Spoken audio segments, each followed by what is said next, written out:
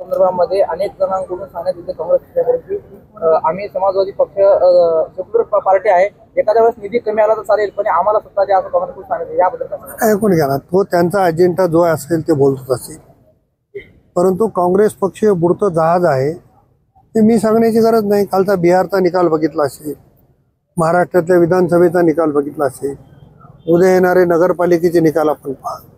परंतु त्यांना त्यांचा पक्ष जीवन ठेवण्यासाठी ज्या काही गोष्टी बोलावं लागतात ती गोष्ट वेगळी झाली.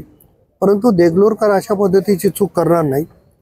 देगलूरकरांना विकास हवा आहे, देगलूरकरांचे प्रश्न सुटले पाहिजे, भूमिका देगलूरकरांचे. त्याच्यामुळे हे सगळे प्रश्न आदरणीय अजितदादा पवार साहेबांच्या नेतृत्वात आमची इथली टीम 100% सोडवेल. महाराष्ट्रात युती आहे भाजपसोबत असा गैरसमज पसरवला जात आहे की देगलूरमध्ये पण युती आहे असं गैरसमज काँग्रेसकडून पसरवला जातो. आता कोणाकडून काय पसरवल्या जाते हे मला माहिती नाही, पण भारतीय जनता पक्षाला सुद्धा 13 नगरपालिकेत उमेदवार उभा करता आले नाही, ही स्थिती आहे. राष्ट्रवादी काँग्रेस पक्षाने सगळ्यात नगरपालिका, मुखेडमध्ये आम्ही शिवसेनेसोबत युती केली, किनवटमध्ये आम्ही भारतीय जनता पक्षासोबत युती केली.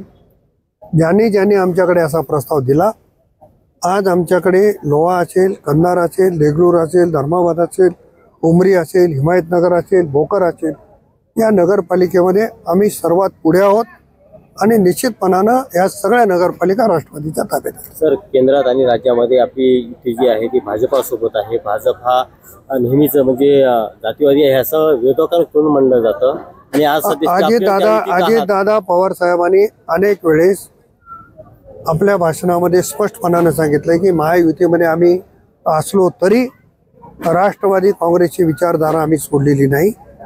शिव शाहू फुले आंबेडकरांची विचारधारा घेऊन चालणारा पक्ष म्हणून राष्ट्रवादी काँग्रेसकडे सगळेजण बघतायत. म्हणून मी आता तुम्हाला माझ्या भाषणामध्ये सांगितलं की दादांकडे मंत्र्यांची संख्या कमी असली तरी सगळ्या समाजाला कसं प्रतिनिधित्व देता येते ते दादांनी दाखवून दिलेलं आहे आणि त्याच्यामुळे दादाचा पक्ष हा सेक्युलर पक्ष आहे असं माझं मत.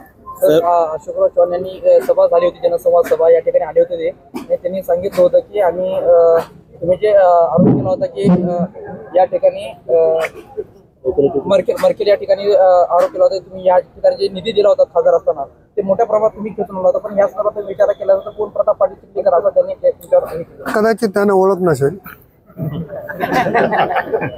पण त्यांनी केलेली चूक मी करणार नाही. मी त्यांना चांगलं ओळखतो.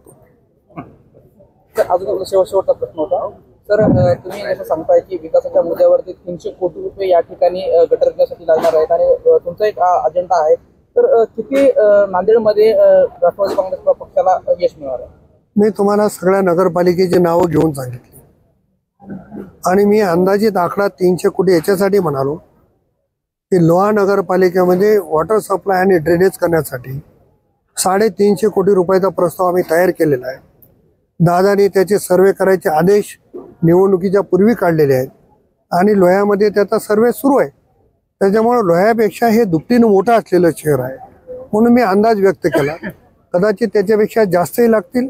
तर तो निधी दादाच्या मार्फत या देगलूर शहरामध्ये आणण्याची जबाबदारी माझी निश्चितपणाने राहणार आहे.